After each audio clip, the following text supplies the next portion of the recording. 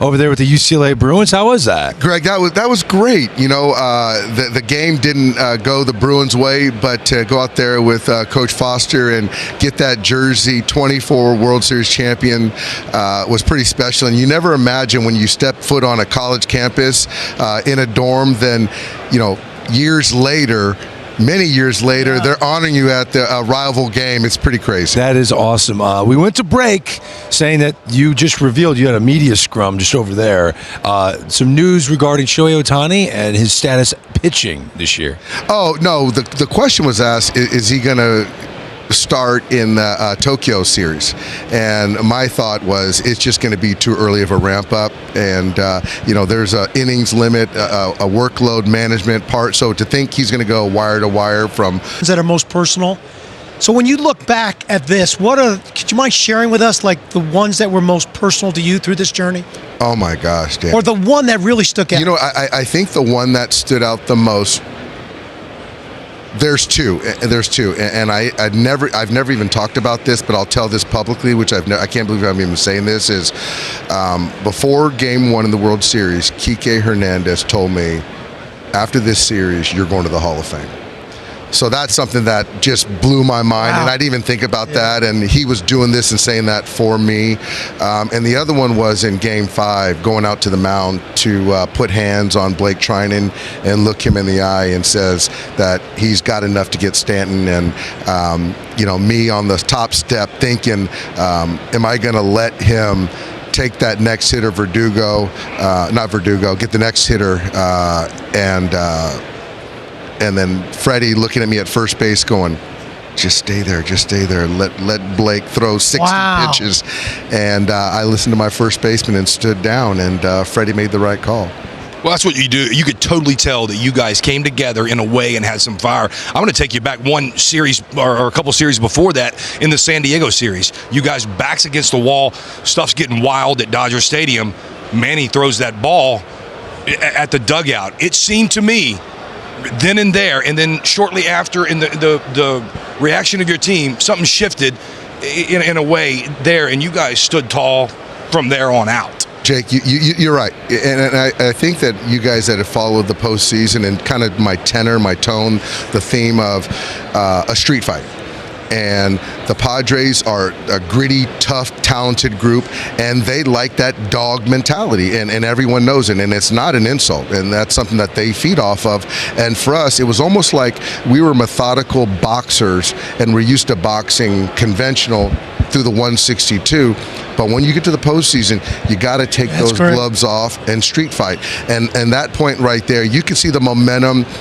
Once that happened, our guys kind of rallied around each other, and down 2-1. We didn't bat an eye. It was a bullpen game, Game 4, and we beat Cease that day. In Game 5, Darvish threw a heck of a ball game.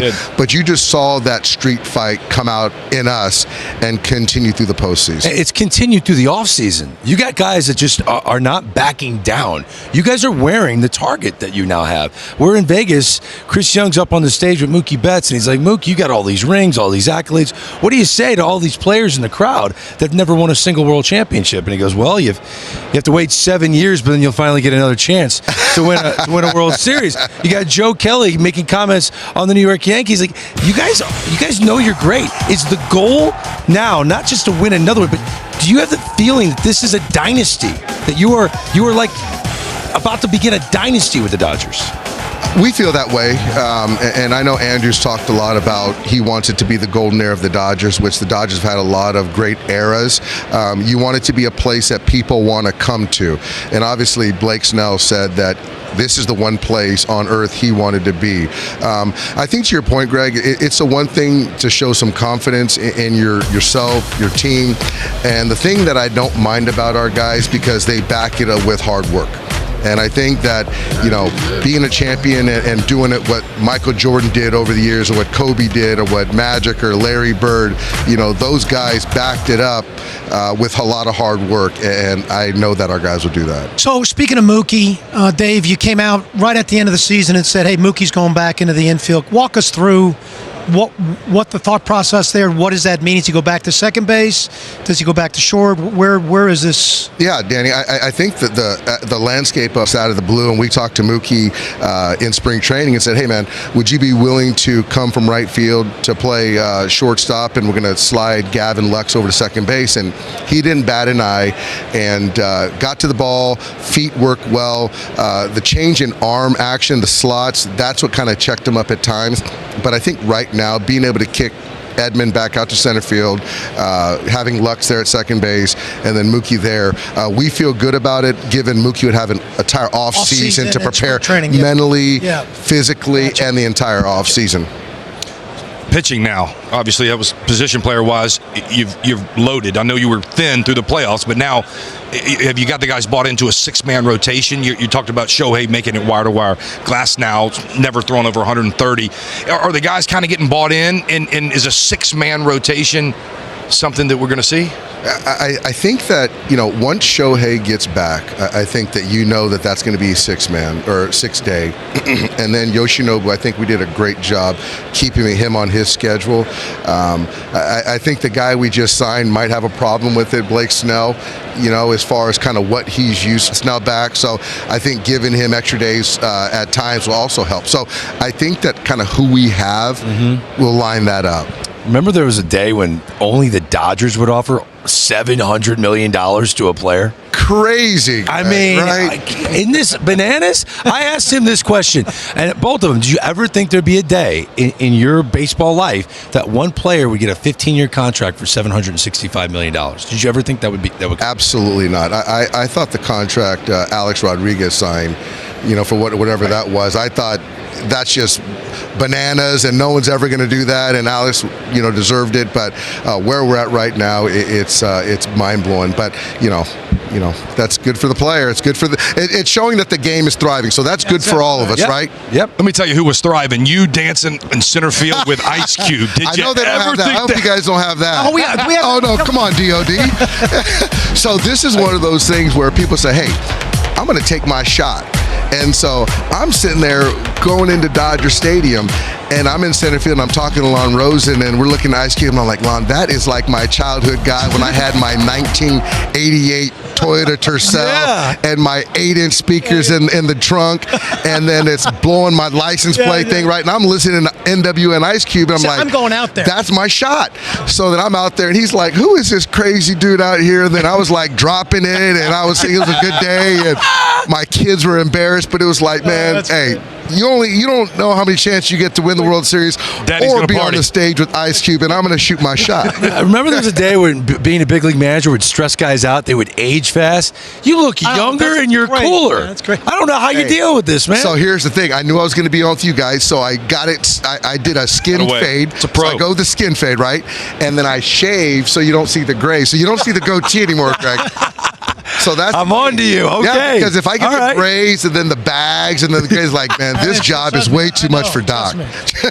Dave Roberts, you're a pure joy, man. The Dodgers, they got a good one in you. Thank you. Congratulations on the World Series. Pete, good to be back on stage with buddy. you, man. Absolutely. My guy. And, oh, by the way, Kike was right.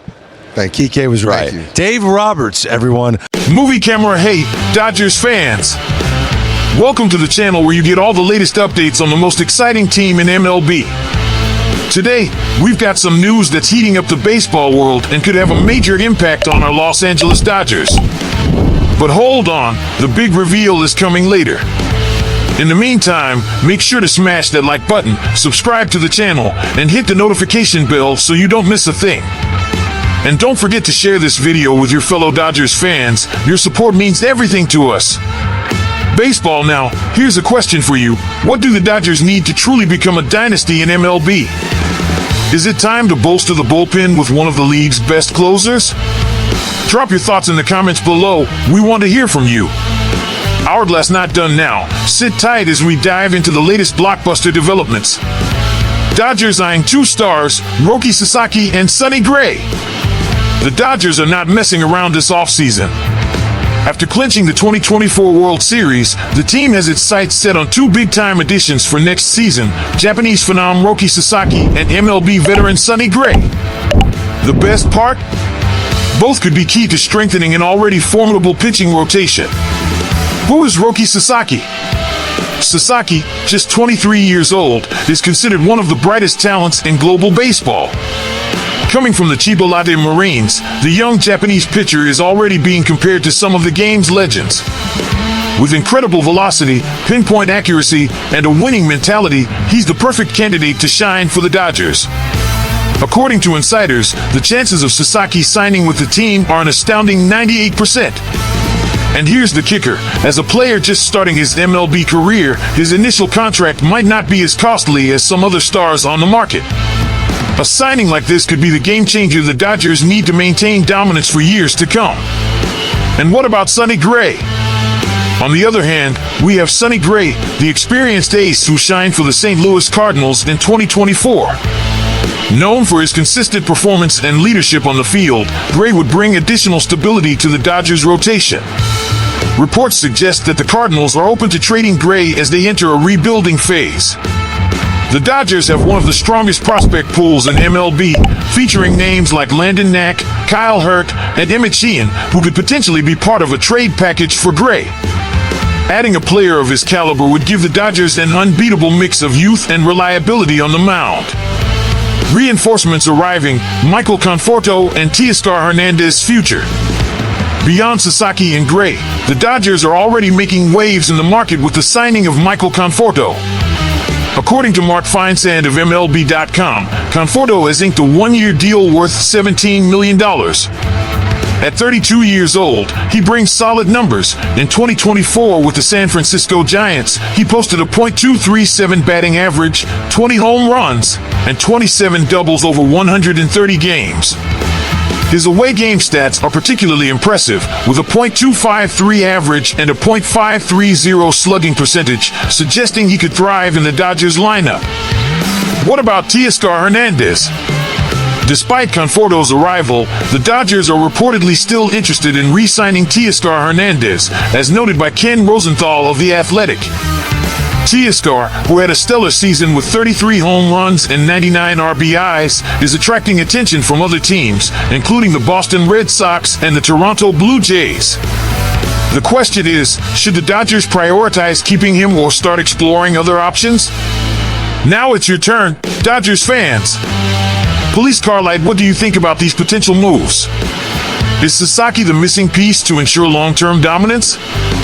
Is Gray the right choice to lead the rotation in 2025? Or do you have another player in mind that the Dodgers should target?